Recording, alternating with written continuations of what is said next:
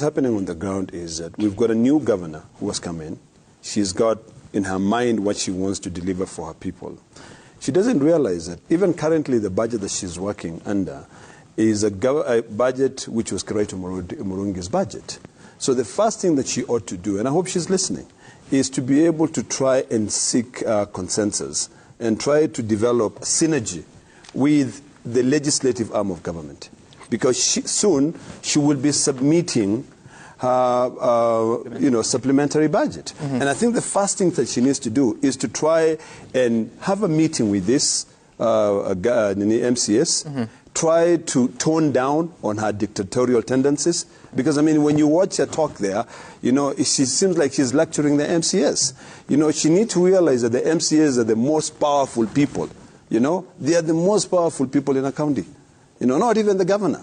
I dare say the MCAs. If the MCAs want you out, you will be out.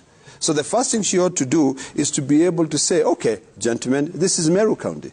This is what I had in mind as to be able to bring in changes into Meru County. The first thing that I want to do is to be able to traverse the entire county of Meru, seek people opinion, develop a CIDP. A CIDP is a County Integrated Development Plan, which is a 5-year plan. And then from each ward, ensure that issues relating to that ward are part and parcel of her agenda.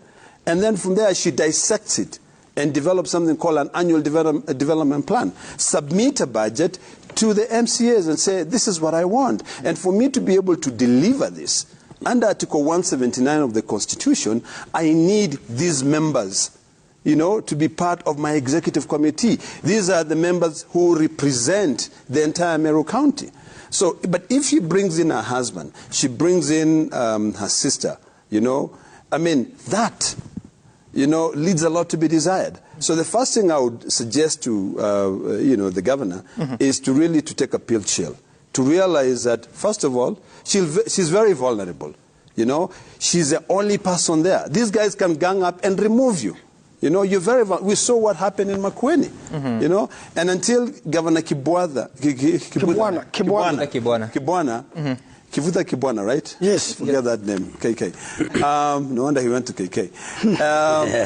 Light not true. The moment he realized that these are very, very powerful people is the moment that he started working well with them. So I think all is not lost. These are teething problems. And the governor needs to realize that unless she's got the support of the MCAs, her budget will not pass. So you can come being very dictatorial, but the buck stops with the MCAs. Talk to them, ask them, what do you want us to do? And then another thing that I have to remind these governors is that there is nothing called Ward Development Fund. When you develop something called a Ward Development Fund, under the PFM Act, if you read PFM Act section, I think 109, which talks about a fund, establishment of a fund. When you talk about, even you go all the way to 112, even the administration of that fund, you cannot now bring in another arm of government and purport to put them there to be the people who will administer on that fund.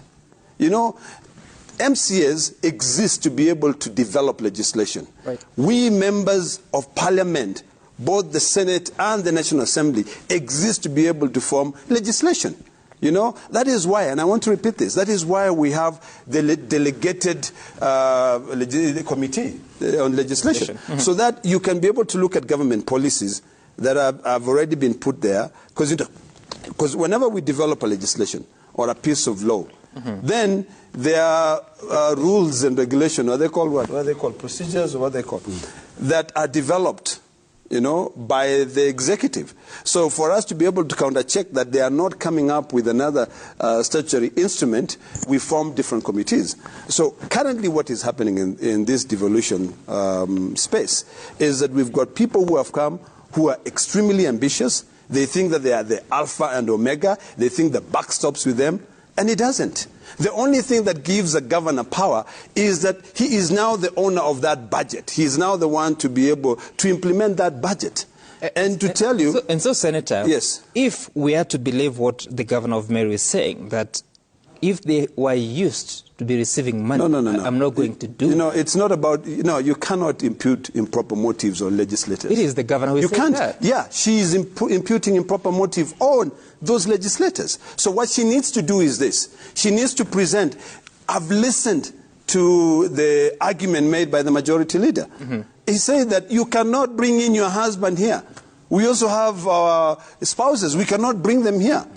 You see, and that is something which is very... And I mean, look at what ESCC has done. ESCC has sent a warning. Right. Let me tell you what happened. And, the problem with me is that sometimes I really like being very candid. And it doesn't matter whether you're part of my, well, some people see it as a problem. Okay. When I attended the inaugural ceremony of my friend, Abdussamad Nasir, Nasir stood up and said, my first executive order is this, my first executive order is this. Immediately after he finished addressing, I went and told him, Buddha, you do not have that power. You cannot come in and say, I have the power to be able to waive all the penalties or to waive all the uncollected taxes. You've got to be able to present to the assembly. Once the assembly, and it's actually not even new. It is the CC in charge of finance that brings into the assembly. Once the assembly approves, then you can declare. You can actually now come in and issue an order and say, this is what has been approved. So I think, in a nutshell, is that the governor needs to understand that she cannot be able to undertake any functions in that county unless it has been sanctioned, it has been approved by the MCAs. MCAs are very powerful.